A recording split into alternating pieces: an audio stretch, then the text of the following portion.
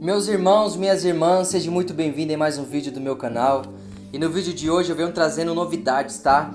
Esse é o primeiro vídeo de algumas biografias que eu irei trazer aqui no nosso canal, tá? Então eu já quero pedir a você que ainda não é inscrito, se inscreva em nosso canal. Vai aí embaixo aí, já clique em se inscrever para que você não venha perder nenhum de nossos vídeos, tá? Também quero pedir a você que ao término desse vídeo você curta, deixe o seu comentário e compartilhe com os seus amigos, tá bom?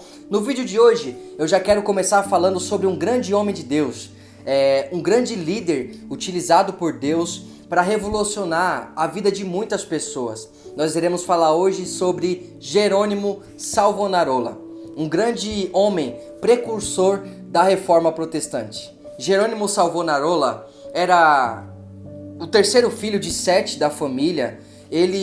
A sua família era uma família muito culta, porém uma família muito desprezível, porém uma família muito influente. Apesar da família ser corrompida, ser uma família muito culta, também era uma família influente. O seu avô paterno, ele era médico do duque da época. Ele era um médico muito influente.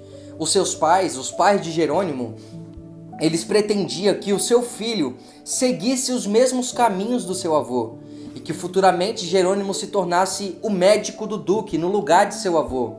No colégio, Jerônimo Savonarola, ele era um aluno muito aplicado, era um aluno muito elogiado entre todos os alunos da escola. Os ensinos de Aristóteles e de Platão deixavam a sua alma ansiosa, deixavam a sua alma sedenta. Aqueles ensinamentos da filosofia não enchiam o seu coração, não te davam uma razão de viver. Nós sabemos e temos por base muitas coisas que podem impactar a vida do ser humano. E com certeza, o que levou Jerônimo Savonarola a entregar o seu coração a Deus foram os escritos de São Tomás de Aquino e com certeza a Bíblia Sagrada. Foi o que fez Jerônimo Savonarola entregar a sua vida a Deus. Desde menino, desde muito novo, ele se dedicava muito à oração, ao jejum e à leitura da palavra. Quando ele ia para o templo, ele costumava orar nos degraus de frente do altar. E depois que ele orava, quando ele terminava a sua oração, ele se dedicava tanto na oração que os degraus na frente do altar ficavam cheios de lágrimas. Ele se derramava inteiramente na oração. Quando ele alcançou um pouco mais de idade, durante a sua juventude, ele começa a namorar uma moça. Só que ele observa que o caráter dessa moça e da família dela não condiz com o que ele vive. Aquela família, a família de sua namorada, era uma família muito egoísta, era uma família desprezível. Ele chega a dizer que o sentimento da sua namorada é um sentimento de desprezo. Desde então, ele decide que não quer mais casar. Ele abre mão do relacionamento com sua namorada e decide que não mais casaria. Ele continua se dedicando muito à oração, ele continua se dedicando muito à leitura da palavra. Quando ele vai vivendo muitas experiências na oração, ele continua a se derramar inteiramente na oração. E chega um momento em que ele não vê mais prazer no mundo. Ele não sente mais nenhuma alegria na sociedade, pois a sociedade em que ele está inserido está entregue ao pecado, está entregue às tentações, está entregue às suas próprias paixões. Ele vivia em um contexto de ostentação, de luxo. As pessoas tinham muitos luxos naquela época. Era comum os ricos se sobrepor aos pobres, os ricos humilhar os pobres. E aquilo vai mexendo com ele. Desde então, ele decide a se dedicar a uma vida monástica. Ele vai até um convento e chegando nesse convento, ele procura se dedicar não a um monge. Ele fala para os donos do convento que ele não quer ser um monge, ele não quer já chegar e ser um monge. Ele deseja trabalhar nos serviços mais vis do mosteiro, na horta, na cozinha, os lugares onde poucas pessoas queriam estar. Ele decide servir no mosteiro, nos lugares mais rejeitados pelos da mesma época. Ele começa a servir no mosteiro e a humildade, a dedicação e a obediência de Jerônimo Savonarola se sobressai diante dos outros monges. Se sobressai, ele começa a se tornar uma pessoa diferente por causa da sua dedicação, por causa da sua humildade e por causa da sua obediência. Logo, ele é colocado como professor de filosofia. Ele começou nos serviços mais simples e os donos do convento observam a humildade dele, a obediência dele, a dedicação dele e coloca ele para lecionar filosofia para os outros monges. Ele lecionou filosofia nesse convento durante 7 anos. Depois que completou 7 anos, ele vai para um outro convênio, o convento de São Marcos. Nesse convento, ele já chega com a responsabilidade de ser o pregador oficial do mosteiro.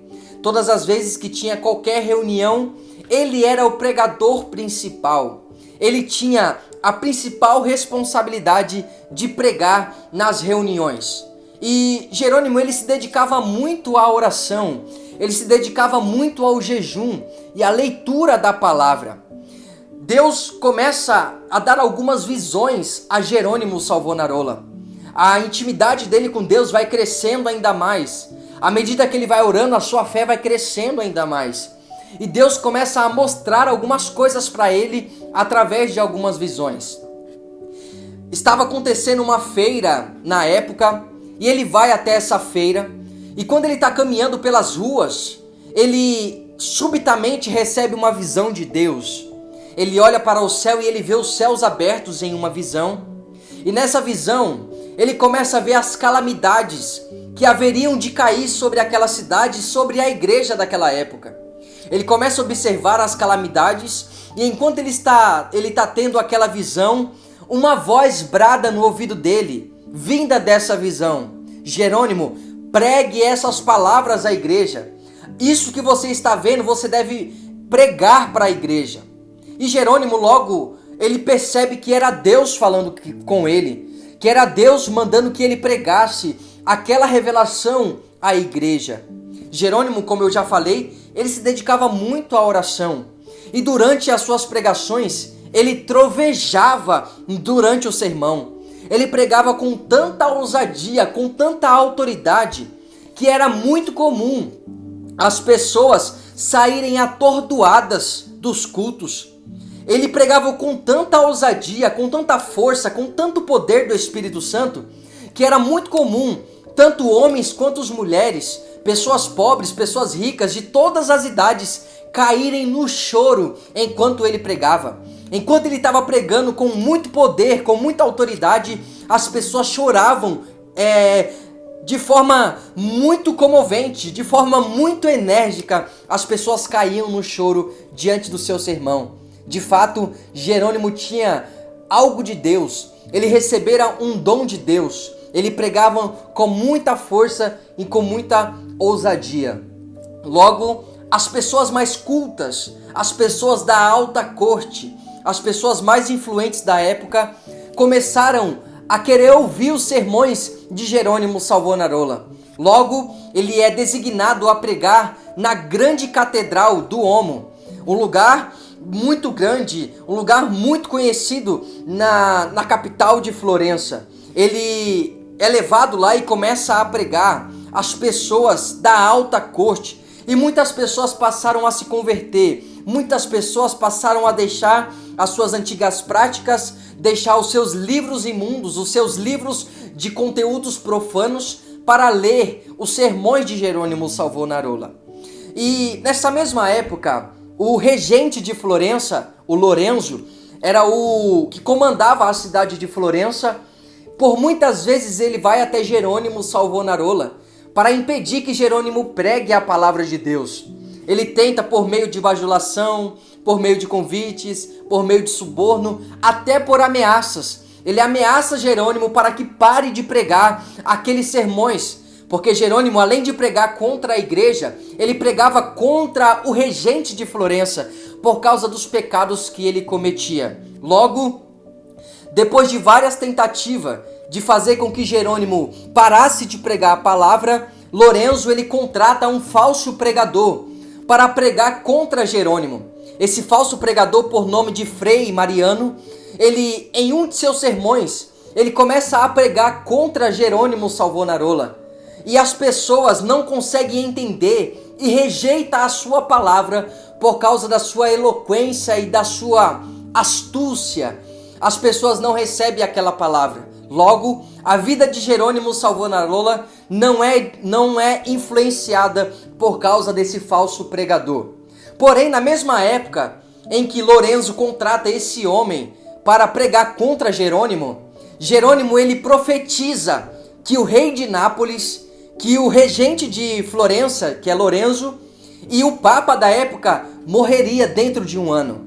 Logo, antes de cumprir um ano, o que Jerônimo tinha profetizado aconteceu. O papa, o líder de Florença e o rei de Nápoles, eles morrem como cumprimento da profecia que Jerônimo profetizou naquela cidade. Depois que Lorenzo morre, que é o regente da cidade de Florença, a França invade a Itália. Com esse acontecimento, a influência de Jerônimo Savonarola toma mais força. Ele começa a ser mais influente. Os seus ensinamentos começam a atingir várias pessoas. Era muito comum as crianças da época pegar suas máscaras carnavalescas, as suas revistas de conteúdos imorais, os seus utensílios que alimentavam os seus pecados. Eles, tanto crianças como adolescentes, como jovens e adultos, pegavam todos os utensílios que eram utilizados para cultivar os seus pecados, revistas com conteúdos imorais, brinquedos que eram profanos naquela época. Eles juntam isso na praça da cidade, na grande piazza. Eles fazem uma pilha, uma pirâmide de mais de 20 metros de altura.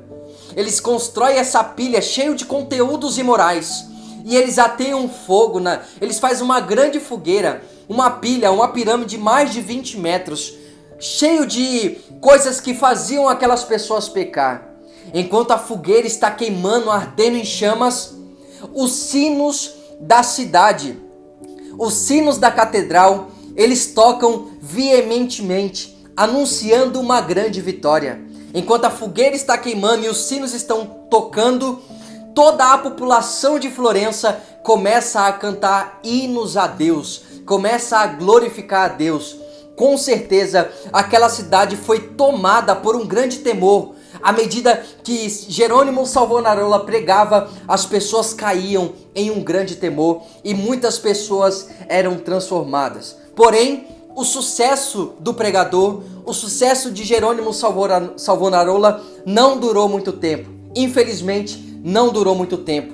Ele foi ameaçado, ele foi excomungado e logo chegou no ano de 1498, onde o próprio Papa ordenou que ele fosse morto. Ele foi amarrado em praça pública e atearam fogo em Jerônimo Savonarola. Ele morreu tendo o seu corpo queimado, carbonizado no meio da praça, por ordem do Papa. Porém, Jerônimo, mesmo depois de morto, continuou influenciando a vida de muitas pessoas. Os seus livros sobre humildade, sobre oração, sobre amor, continuou edificando e salvando muitas vidas, mesmo depois de morto. A sua dedicação, os momentos que ele passava em oração, ele se dedicava muito à leitura da palavra. A sua Bíblia, nos rodapés, era escrita com diversos estudos, porque ele se dedicava muito à leitura da palavra. Depois de morto, ele ainda se tornou um dos maiores mártires, um dos mártires mais dedicados de todos os tempos. Ele foi o precursor da reforma protestante. E eu quero terminar citando um trecho do livro Heróis da Fé, de Orlando Boyer. Olha o que diz: destruíram o corpo desse precursor da grande reforma, mas não puderam apagar as verdades que Deus, por seu intermédio, gravou no coração do povo. Calaram a boca do pregador, mataram o pregador, mas o que Deus, por intermédio dele, falou aos corações, ninguém conseguiu tirar do coração daquelas pessoas. Esse foi Jerônimo Savonarola.